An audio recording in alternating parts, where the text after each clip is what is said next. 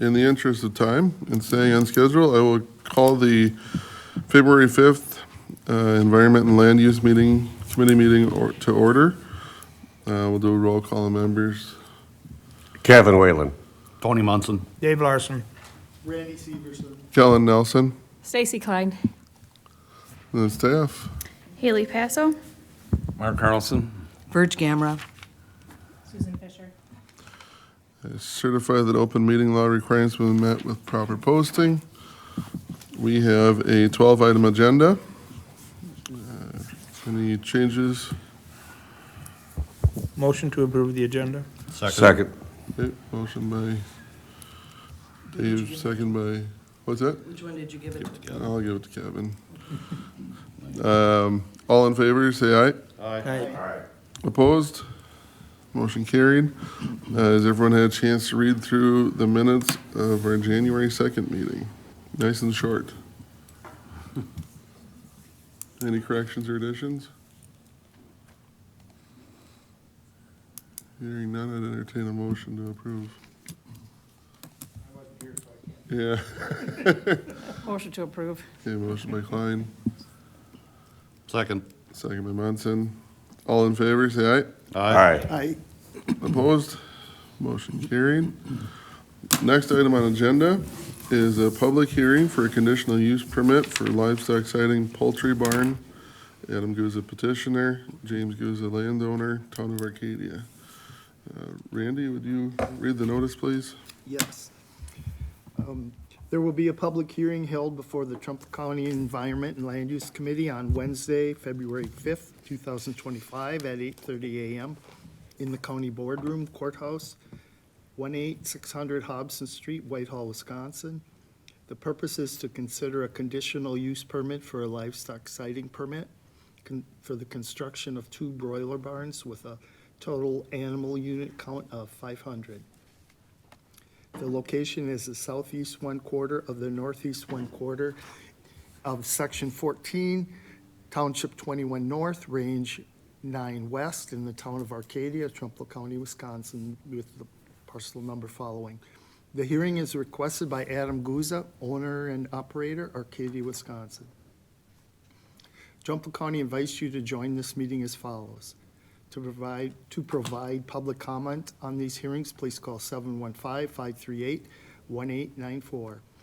Your attendance and comments are encouraged at this hearing. If you are unable to attend and have any questions, please call Haley Passo with the Department of Land Management at 715-538-1917 or email to haley.passo@county.trempealeau.wisconsin.us. If you are unable to attend and desire to submit a written comment, please send your written comments to the Department of Land Management, 18600 Hobson Street, Whitehall, Wisconsin, 54773, or email once again to Haley. All emails and written comments must be received by February 4th, 2025 at 4:30 p.m.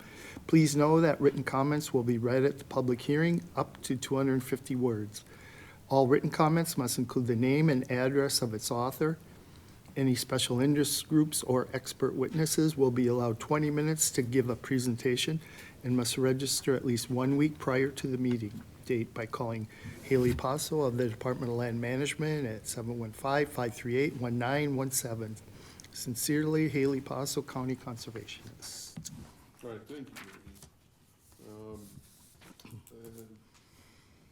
Haley or Mark, which one are you using? Haley, you're gonna give the... Yep. Okay, so we are here for the conditional use permit for livestock siding for animal units count of 500. So anything over 300 is a conditional use in our ordinance. So I would like to acknowledge that Adam Guzza is here today. If we have any questions, I do have a letter from the town. All the neighbors were notified, and I did not receive any comments, questions, or concerns prior to this meeting. This is going to be 2 broiler barns with 50,000 birds per barn, which equals 500 animal units in total. So the public notice was published in the paper January 15th and on January 22nd, so it does meet all the publishing notices. then standard conditions would apply if approved today throughout that building site. He does have an updated nutrient management plan, emergency response plan. We'll send the rest of the information on to DATCAP as well, because anything 500 and over does go for the state livestock sighting permit to DATCAP, so, which has all the documentation. It's a 50-page document. I did not attach it here, but if anyone would like to look at that, it does encompass all of the information required for our conditional use. Okay. This time, Adam, do you have anything to add? This, you can always jump in if we have questions. At this point, then, I will open up for public comment. Is there anyone here who wishes to offer public comment about this matter? What's your, Did you sign in? Did you fill out a testimony? Okay, you can go with that podium here, and I'll get a phone. My name's Ed Gukuski. I have property next to where the coops are gonna be built. okay, And I'm against it because all the runoff off those buildings will cross my land, and it's gonna cause a tremendous amount of erosion, and all that chicken manure will be washed into the creek.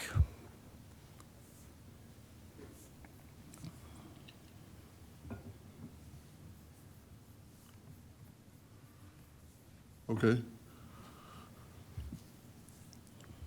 Is there anything else you'd wish to offer comment on? Well, it's also gonna devalue the price of the land. Okay. All right, thank you. Is there anyone else who wishes to offer any public comment regarding this conditional use permit?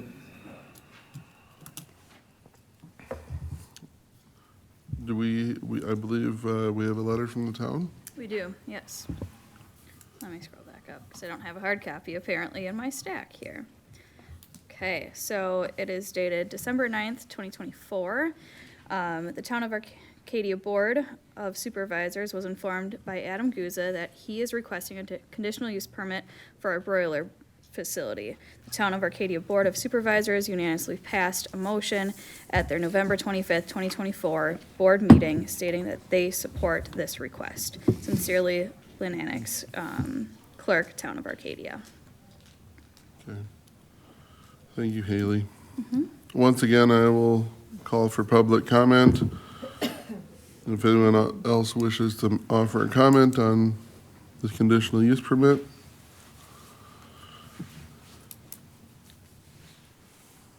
Hearing nobody coming forward, I will close the public hearing at 8:38 and entertain a motion for discussion.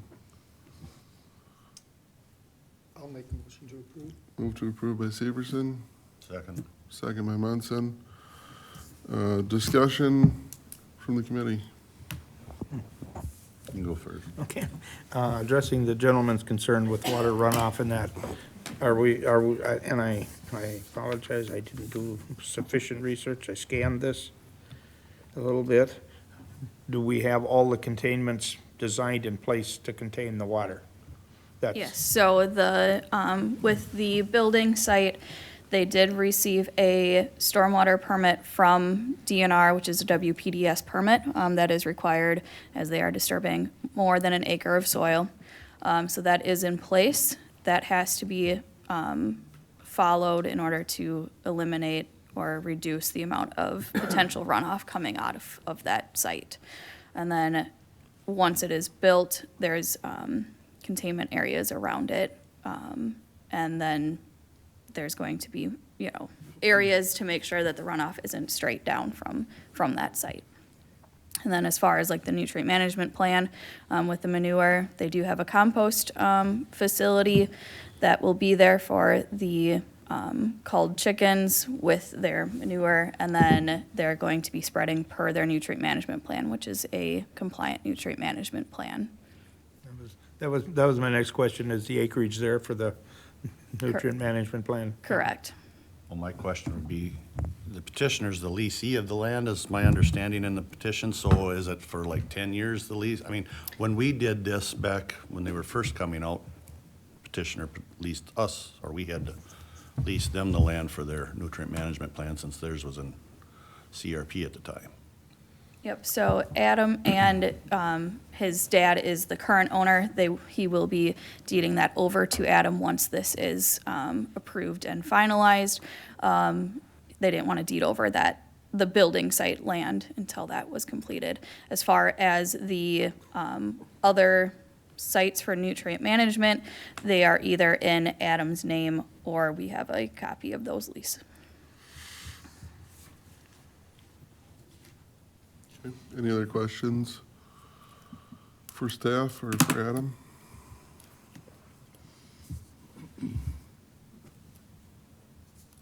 Hearing none. I'll call the vote. All in favor, are there any actually, go back, are there any conditions that would be appropriate to put on this? I mean, it seems very straightforward. Yep, I would just say with this conditional use, it's a livestock facility siting, so it doesn't really have like standard operating hours. They do have the emergency response plan, which is a requirement of the DAT permit, along with an employee training plan, and everything on that end. So I don't believe there would be any special conditions for this one. Perfect. Along with that, bringing up Tony's concern, is there, looking for worst-case scenarios, could we put in there that either a long-term lease agreement shows up or the title is transferred within whatever, something reasonable, a year or something like that? Would that be a reasonable condition? So my understanding from Ms. Passo is that there is a lease agreement in place. Is that correct? So right now, the building site is in the father's name, so James Guza. He signed the application for the building. Okay. We are currently, for the conditional use permit, allowing the number of livestock. So it's not the actual building site location, it is actually having just the number of livestock on this facility. So anything over 300 requires a conditional use permit to be brought forward here. So that's what we're really approving, is the number of animals on this site. Okay. So that's what this is for. So with that information, does it satisfy the question or the underlying concern? Yeah, go ahead. So you're asking about. Why don't you come on up to the speaker podium? Yep. Yep, you hear me? So you're asking about ownership of the land, correct? Yeah. I'm currently on the trust of the land right now anyway, but we didn't want to deed 10 acres to building site over, but we weren't gonna do that until we had everything approved, Okay. if that makes sense. But right now, my name is technically on the trust of the land, Okay. so, thank you. My concern was 2 years down the road, some issue comes up and all of a sudden, nobody is, the end, nobody's responsible at some point. I mean, if things go wrong, that was my concern, but if your name is in the trust, you're Still responsible. still responsible, right? Yep. Thank you. Okay. All right, well then, with that, I'll call the vote, because I don't know what else. So, all in favor of approving this conditional use permit, signify by saying aye. Aye. Aye. Opposed? Same sign. Motion carried. You're good to go. Okay, and then Kellen, I'll just need one signature before we're done Done? here. Sure, And I'll grab that afterwards. okay. And Adam, I will get you all of the paperwork, once I get that all finalized, probably within the next day or so. Yep, Thank you. thanks, Adam.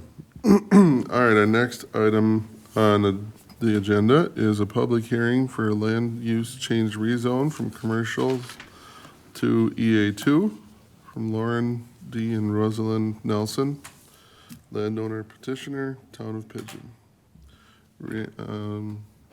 I shall call this to order at 8:45. Randy, would you Yes. please? There will Thank be a public hearing before the Trumpealeau County Environment and Land Use Committee on Wednesday, February 5th, 2025, at 8:35 a.m. in the County Board Room of the Courthouse, 18600 Hobson Street, Whitehall, Wisconsin. The purpose is for a land use change or rezone from commercial to exclusive agriculture to approximately 2 acres, more or less, for residents. The location is part of the southwest of the northwest of Section 9, Township 22 North, Range 7 West, Town of Pigeon. Parcel number follows. Upon request, a map of the property may be obtained from the Department of Land Management. The hearing is requested by Lauren D. Nelson and Rosalind Nelson, landowner petitioner. Trumpealeau County invites you to join this meeting as follows. To provide public comment on these hearings, please call 715-538-1894. Your attendance and comments are encouraged at this hearing. If you are unable to attend and have any questions, please call Verge Gamroth with the Department of Land Management at 715-538-1916 or email at verge.gamroth@county.trempealeau.wisconsin.us. If you are unable to attend and desire to submit a written comment, please send your written comments to the Department of Land Management, 18600 Hobson Street, Whitehall, Wisconsin, 54773, or email once again to Verge. All emails and written comments must be received by February 4th, 2025 at 4:30 p.m. Please know that written comments will be read at the public hearing up to 250 words. All written comments must include the name and address of its author and the request that the letter be read at a particular meeting date. Any special interest groups or expert witnesses will be allowed 20 minutes to give a presentation. You must register at least 1 week prior to the meeting date by calling Verge Gamroth of the Department of Land Management, 715-538-1916. Sincerely, Verge Gamroth, zoning technician. Thank you, Randy. Verge, do you have any Good morning. Yeah, insight? I'd like to acknowledge Lauren Nelson, who's here today. Good. It is a rezone of approximately 2 acres from commercial to EA2. This land was last rezoned to commercial in September of 2010 for a salon business. However, that business ended up being in the village of Pigeon, so therefore that land was never used for that purpose, for commercial purpose. Now, Lauren owns the land and he would like to build a home, so he'd like to rezone the 2 acres from commercial to EA2. The town letter indicated residential, so when I called to clarify whether, I called Dave Erickson to clarify whether they wanted rural residential or exclusive ag to follow the town plan. Dave Erickson, the chair, said to follow the land use plan. So that's why we went to EA2. And our zoning has to do with density of homes, so he is allowed to build a home on there. The driveway is going to be off Fitch Cooley Road, Mr. Nelson has indicated. This was published in the newspaper on 1/15 and 1/22/25. Letters were sent to adjoiners.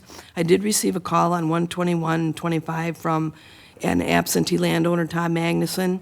He has property to the northwest. He called to indicate his support of the rezone. The county clerk, the town clerk, and the county board supervisor was notified. And if approved, this will go to full county board on 2/17/25. Okay, thank you, Verge.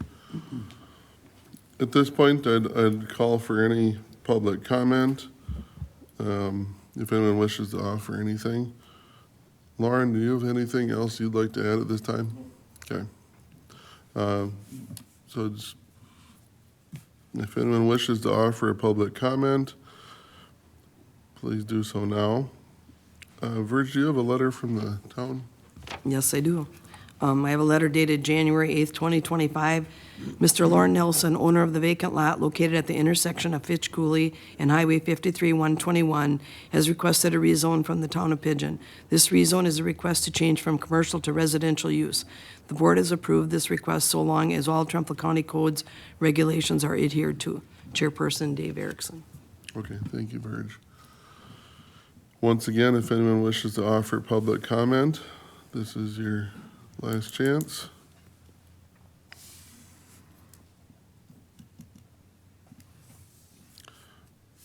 Hearing none, I'd entertain a motion for discussion. Motion move to approve. Motion to approve. First by Klein,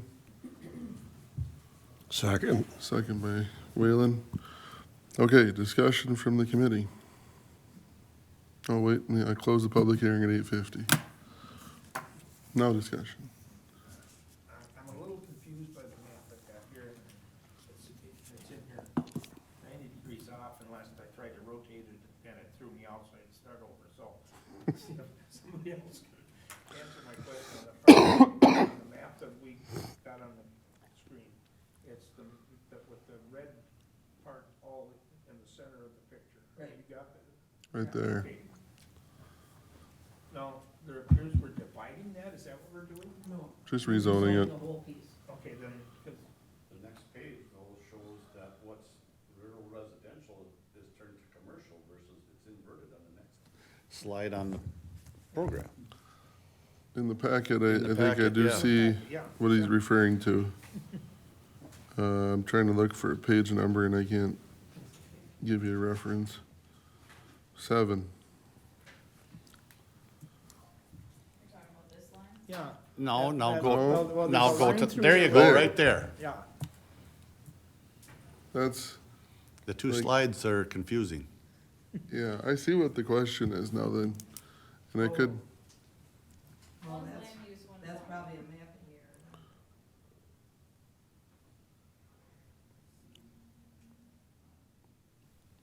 Well, I mean, that's a lot next door.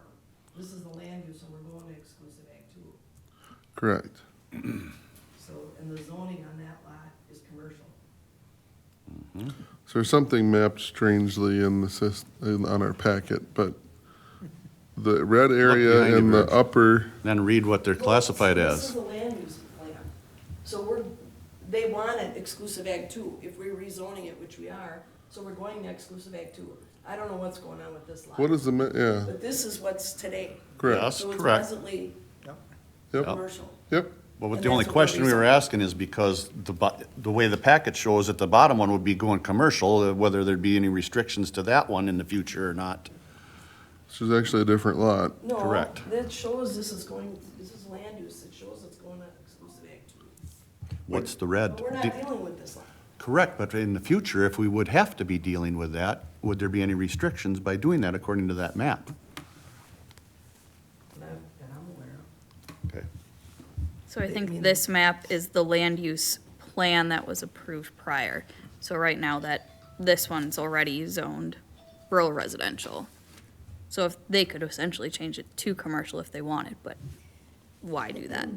It's just a strange looking map. I'm just gonna, I understand why you're confused, I totally do. We'll check on it. Yeah. Make sure it's mapped correctly. Technically, that's not the parcel we're worried about today, so it's Right, we don't irrelevant, have but I definitely We don't have to understand. debate it. No, Yeah, there shouldn't be any problem. no, But, again, it depends what they would want to put there. and that would be a different property owner's problem to deal with. Right, and then we'd have to address it at that time. Yeah, okay, fair enough. Any other questions on the rezone? I'm glad they're looking at the paperwork. It's a test, All right? that work you put in, Virg, we Yes. appreciate it. It's not just a rubber stamp around here. It's all state statute. Is there like a driveway requirement going on 53 from, from Reference it going Fitchcooley, on- from the distance for highway? No, it's. Well, the town would approve the driveway. Yep. So, how far is it gonna be off the state highway? The driveway, approximately? I guess what it legally has to. Almost all the way over To the to property line. the, if you see where in the left-hand corner on the bottom. Right there, yes. Yeah. Driveway, actually, driveway will be right over in here. We're kind of going over as far as we can, because then I'll be doing another permit for a shop here, just a personal shop. But I want that driveway to match up with that shop, and then the house will be in this area. So the driveway will be way over here. I think it's 300 feet on the state road. Yeah. I'm not sure. I mean, I they're on- think we legally have to stay X amount off of the State highway, yeah, before they, I think you're right. what they allow. Okay, So whatever they say, we're gonna do. good way to do it. Okay, any other discussion, questions? Hearing none, I'll call the vote. All in favor of approving this rezone signify by saying aye. Aye. Opposed? Motion carried. We will move that on to county board. Thank you. Okay. Item number 8 is a zoning update. Virgil. Well, we got a couple things brewing right now. I guess I'll start with the easy ones first. I mean, permits are trickling in. We got contacted by the highway department yesterday. They want to increase how much they charge for signs, or uniform dwelling number signs, which has been the same since 2010. Probably needs to happen. So I'll talk with, the finance and how that fits into our budget. We might have to wait till it does get budgeted, but right now, I mean, I'm kind of surprised it hasn't happened before now, but Mr. Bice was the chairman of our committee back in them days, and he adamantly stated that that's what they would charge, So I don't think there's anything in writing that says any of that, but, so that might become a change. And I guess we got some things brewing down in the township of Trempealeau. We had sent letters to some businesses, asking for some clarification on what they have become versus what they were. They're mostly like farm stand type businesses, and now they're bars and beauty shops and all kinds of other stuff. So there was 3 sent out, and there probably will be one more. And they're all a little bit different than the next. I think one will be more commercial than the others, and the others might be a conditional use permit.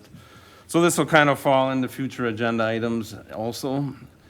And I'm meeting with Susan tomorrow on other items, and I'll discuss this with her also, so we do it, legally type thing, because our ordinance is, we have farm stand in our ordinance, conditional use permit in certain districts. It allows for certain other items, like 25% of the sales of other things other than what's considered farm and garden products. So we'll factor all that into play. And then we did get a formal written complaint from an individual over by Coons Trucking, which we had talked about months ago. So we might bring that back to the table and have Coons either put up or be shut down, I guess, because they're not meeting the requirement of conditional use. And because they haven't been responsive to any letters or inquiries, they're just, and the neighbors, I'm not saying it's all 100% warranted, but it is, there's dust in the conditional use permit, and it says right in there that it would be revisited if necessary.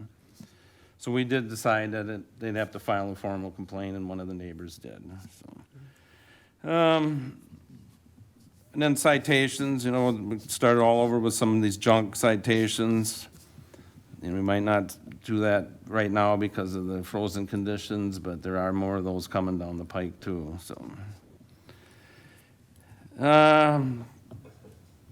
That's pretty much all I can think of right now. I mean, on my understanding is that some people were contacted by maybe some of the individuals that received this letter, so. You want to add more to it, whatever, that's kind of how it is right now, so. I have a comment about that. I know just from the town of Trempealeau, it doesn't seem like they know what the county is taking for action on some of the complaints, because I know, one of them. Well, they never, all they gotta do is call and ask, I guess. We brought this up at the last couple meetings that we would be looking at it. Andy's not here, but he brought it to our attention also. I guess if the town has a question, they need to ask, and I'm surprised they haven't, because, Randy, just a comment, they were copied on all the letters. And we aren't really 100% sure until we get the response from them, what exactly we're gonna do. So we're still waiting for one of the parties to respond. So as soon as we know something, we'll let them know. Okay. Thank you. Questions? On the signage, are we obligated to use the highway, or would like the Jackson County Correction Facility be cheaper? well, right now, the highway department are the ones doing it. I'm not against it being done elsewhere, We I don't can know. look I'm around. I know, Verge had printed off the minutes from that 2010 that Kevin Leon had actually been talking to some vendor, and then it was brought up, well, the highway guys can do it, So I don't care who I got no problem keeping the You money know, in and the as long county, as but they're it depends correct, on if as long as it's, they're right what they are, and I guess, I don't, at the time the chairman was pretty adamant that they shouldn't charge any more than this amount, and that was accepted at the time, and they haven't changed it since that date, that's been 14 years, and, we just, the bad thing is, budgets were just turned in months ago, and none of the increases were figured into that, so. Timing of it couldn't be worse. And, we just bought some posts, they're the same price they have been for the last 3 years, so that didn't go up. So, and, we probably got $20 worth of materials into the actual post, and then the rest is covering, implementation fees or whatever, part of the county's. So I don't know, I mean, I guess I'll reach out to the highway guy, because he wanted to, but it's just something to throw out there that they have. I'm surprised they haven't asked before now. I mean, no increase in 14 years, that's a little odd, that they haven't tried something in the past, but Did I miss how much of an increase they were asking for? $4.25, Then we want to go from $10 to $14.25. On the average year, how many signs do we? I issue? tried to, I looked up, I would say 75, somewhere around there, 70, 60, We're talking 75. $600. Yeah, plus or so I mean, minus. it's pretty minimal. I mean, I don't think the budget is that constrained, but it's just a matter of, it would have been nice if they would have asked in A like, month or two ago? yeah, but, Yeah. Maybe 3? but maybe they're revisiting some of their budget items and they're, but, Or maybe they reordered materials and it's. and I don't more really, than yeah, they I thought. don't really have a So, problem with it. I mean, I guess, and even if we felt we needed to shop around, I wouldn't have a problem with that either, so. That's fine. I assume the paint has been better, because didn't we have to replace some because they faded out that quick, or what happened a few years ago? Yeah, the painted ones, the red and white ones faded, and then even the blue ones were, but this is now reflective tape kind of stuff that's on there. Vinyl. And I guess it's kind of nice if the highway guys make them, because then they just bring them here, and, if they were made elsewhere, I guess they'd have to be delivered or something, but, but it don't make no difference to me there, but. Sure. Okay. I understand the maintenance part is up to us, but doesn't the homeowner on a new one pay for that as part of Yeah. their permitting?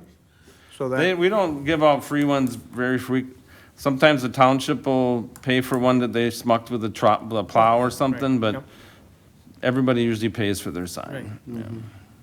so unless it- what I was going to, it really shouldn't affect our budget that much in the I don't, end. it would be pretty minimal, I would say, yeah. All right. These all just like the one-sided, or are they double? These are double-sided, the ones we've been putting up for the last, I don't know how many years we've been doing it, but it's been a while, but, yeah, they're the double-sided ones. If you go on some town roads around, they've still got some really old ones.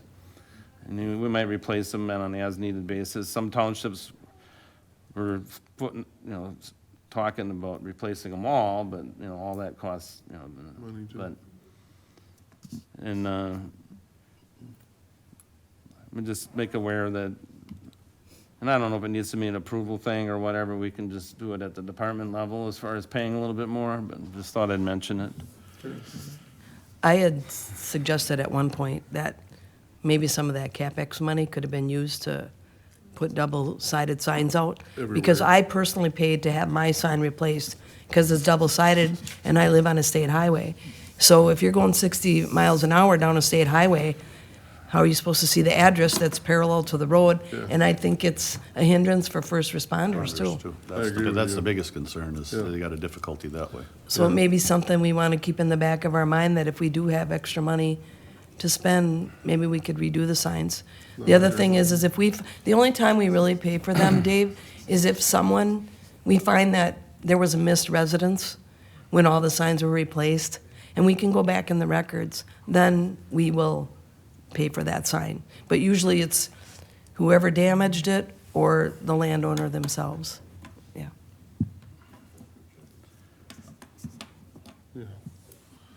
I guess Okay. just keep in mind, if we do plan on doing what Verge has mentioned, that right now, I'm the one that has to go put these things up, I guess. And Land Records was initially part of the process, and, they're the ones that handle, issue the sign.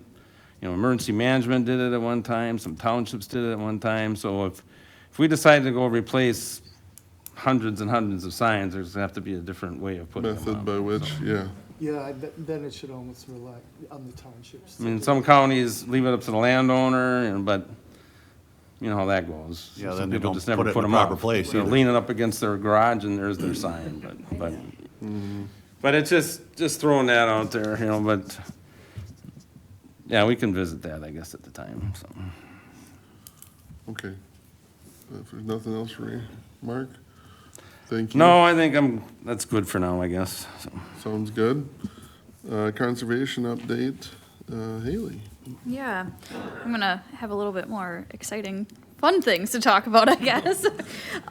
So our poster contest was held on January 8th. We had 107 posters this year.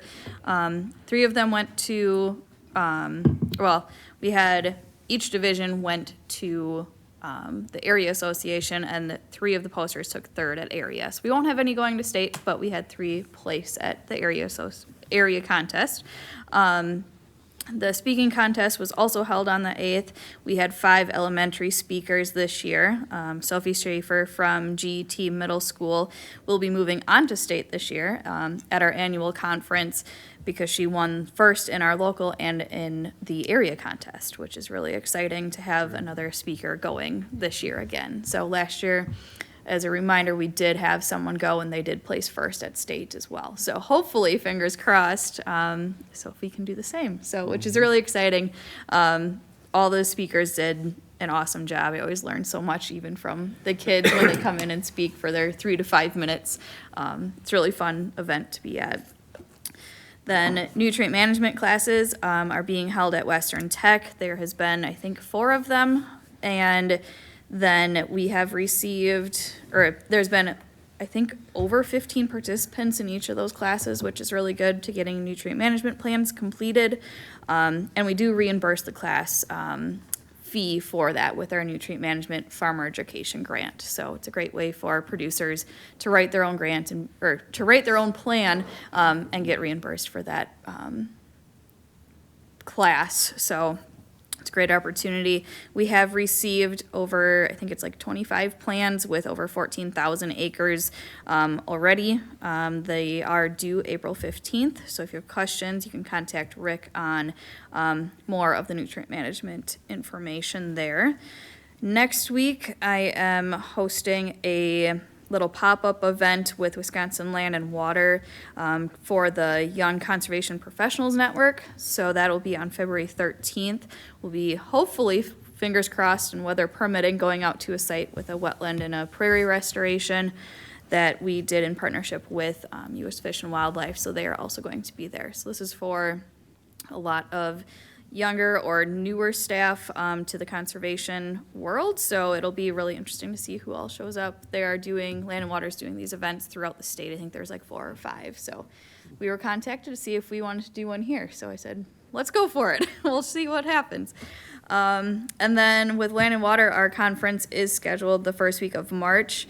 And all 3 of the conservation staff will be there Wednesday through Friday. So that's a great event that we all look forward to going to. I don't know if anyone else registered as far as the committee here, because you are welcome, but we will all be there the first week of March. So that's what I have. If you have any questions, just let me know.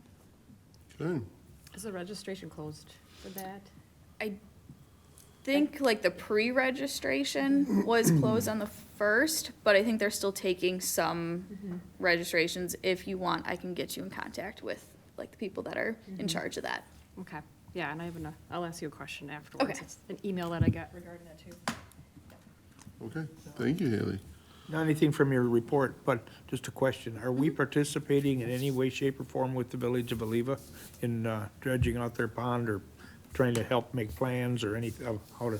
We aren't, okay. Nope, I have not heard a peep from Oliva. There was a notice in the paper, they're starting their dredging. Yep, I did hear from individuals, not within the Village of Oliva, that they will be dredging it. I did see that there is a bulldozer sitting there, as I did drive by the other day, but I have not heard, and I meant to look up to see, make sure that they did have all their, I'm assuming they have all their DNR permitting, as that is the entity that does all that permitting, so. Any other questions for Haley? All right, thank you. Yeah. Future agenda items, number 10. Anyone have anything else they wish to discuss more in the future? I've got a question. Since there's PFAS down in the southern, or La Crosse County or down there, and PFAS in Eau Claire County, what if there was some private well that got PFAS? Is there any way or whatever, what the county would be obligated to support or help with? On a private well? I didn't hear it. I said, if a private well showed up with PFAS contamination or whatever, Okay, is there yeah. anything that the county would be obligated to help with or could help with? Not that I'm really aware of. I mean, we used to have programs for people replacing their septic and all that, but I haven't heard anything on a well. I mean, it's something I could delve into and see, but right now, I'm not aware of it. Is there well abandonment money? Conservation, we might have like a well decommissioning, but not a well installation. It's something I could definitely look into, see what Eau Claire and La Crosse are definitely Well, I mean, doing. it's like, what is it, down by the airport or whatever, that whole Correct. community. Yep, Yeah, it was all contaminated there or whatever, but I mean, it Yeah. could be a bigger issue. yeah, I'll definitely look into it. And I believe either the city or whatever was supplying drinking water Yeah. for that, so I mean, Yeah, depending on the severity of the well, what was tested. Because I know there'll be somebody that has or is getting bottled water, and then the person across the street isn't necessarily getting it. So they have those thresholds that they go by. because I believe Eau Claire County, or the city of Eau Claire, I believe, is putting, don't quote me on the dollar amount, if it's $50 million treatment plant or whatever to try to get rid of it all. I read something about that in the paper. Yeah, I do know a lot of insurance companies are sending out waivers. sure, that they're not gonna. From Rural Mutual that the PFAS claims, are excluded. Sure. Anything else on future agenda items? I do have a rezone already for next month. Okay, start with the And then rezone. some of the items I mentioned will probably be future agenda items. And maybe not next month, but shortly afterwards for sure. Okay. Haley? 2 conditional uses, Okay, so gonna be a busy month. yep. Well, yes. So that, on that note, when is the next meeting? Because you said the Land and Water Conference is it would be the 5th through, 5th through the 7th, yeah. so how do we want to handle our, Your absence. Yeah, it's totally up to you guys. I can get everything ready, and Mark said that he can present them. If we don't want to move the meeting, that is totally fine. I can try to call in, as I will be working on silent auction stuff, because I'm head of that, so I can try to call in, and that's what I did last year. Okay. But it might be kind of a broken up, responses from me, just depending on who's coming in that time. that work for everybody? I was gonna say, when you mentioned working on the silent auction, was there something the county is kind of asked to make donations or contributions to that silent auction? It's up to you guys. I do have a couple different auction items already that I reached out to different businesses, and they did donate, a few things. I also reached out to partners that we've been working with, like Trout Unlimited, and they did donate as well. So Okay. I do have multiple items going. If you guys would like to donate something, even, from businesses that you are involved in or that you would like to support, I would just definitely need them before the end of February, because I do have to take them with to the conference. So if you have thoughts or questions, you can always just drop them off in my office as well. Okay. All right. Anything else from the committee? I'm gonna attend that solar leasing seminar on Friday, so I'll be I'll there just also. let you know if there's stuff Anything from there from that we that? should, Yep, talk at about. Northwoods, Yeah. 12 to 2:30. Along that line too, I've seen some mention of attempts at legislation to bring some more local control for Mm-hmm. wind and solar. Yeah, I seen that. I didn't read it word for word yet, but it gave the assumption of some local control. Mm-hmm. Some of the fine print might say, okay, you have a say, but you really don't have a say, but we'll see. I mean, Right. Right, with the it just kind of came out the other day. It's like SB 3 or something it's called, so. some of the company challenges to the wording, because right now, And there is gonna be that Mark Moschenberger, the guy that was here for that Osseo. Osseo? There's something going on in Osseo on Friday at Northwoods Brew Pub, but it's kind of geared towards more landowner leases kind of a thing. And I don't know if they want other people showing up other than just for that purpose on the agenda. It sounded like it was kind of a limited occupancy type thing, but it was mostly for landowners and their leases is kind of what the meeting was about, not pros and cons of the solar fields. Future contract. Right. Yeah, because some landowners around there have tried to negotiate the leases and the companies are not being, no, it's either this way or, like they want buffers around certain areas or whatever, and it's, They've already got leases. nope. They've been proposed to sign a lease and they have contested the lease because they've taken it to their attorneys and they've said, well, there's this thing's wrong, but if you want to lease this, we'd like to say reserve an area or whatever, and it's no, it's all or nothing.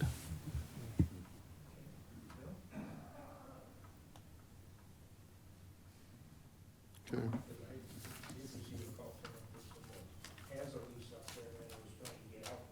I think I know who that is. Yeah. So no, I would love to went to that, but I already had a meeting scheduled for Friday, Yeah, I'd so. like to, that- comments. Yeah, and there's potential for more coming into like town of Caledonia and, Correct. yeah, I'd like to learn, yeah. Some of those Yeah. leases in that array have been signed for quite a Couple few years. already. In fact, they have, as I understand, most of those leases, they have X number of years by which to act, and then they expire too. Usually 5. 5, so I got a little time yet. Well, that and they're all in our major travel corridors entering the county, so I mean, it's not gonna be a pretty picture for tourism. Yep. Yeah, and they're looking for, they get that buffer of land so that they don't have to jump through those hoops of trying to add more too. So yeah, I'll see what kind of details I can get from that, because I'm curious to learn more about there was one time I was meeting with a friend, they have a farm, and this is in a different county, and FedEx actually delivered an envelope, and it listed out a lease agreement if they wanted to just go ahead with, and they had never been contacted before, so it's. Delivered paperwork. Yeah, just the approach is interesting, yep. But I mean, St. Croix County is gonna be interesting. That's where That's- Excel is doing eminent domain. They want 40,000 acres Yeah. for the cities, because the west supposedly their excuse is it's too populated, so they're gonna come east into Wisconsin. So, that's fun. At that, yes, I believe we have set up next Wednesday, March 5th is our next meeting, and we will adjourn at 9:18.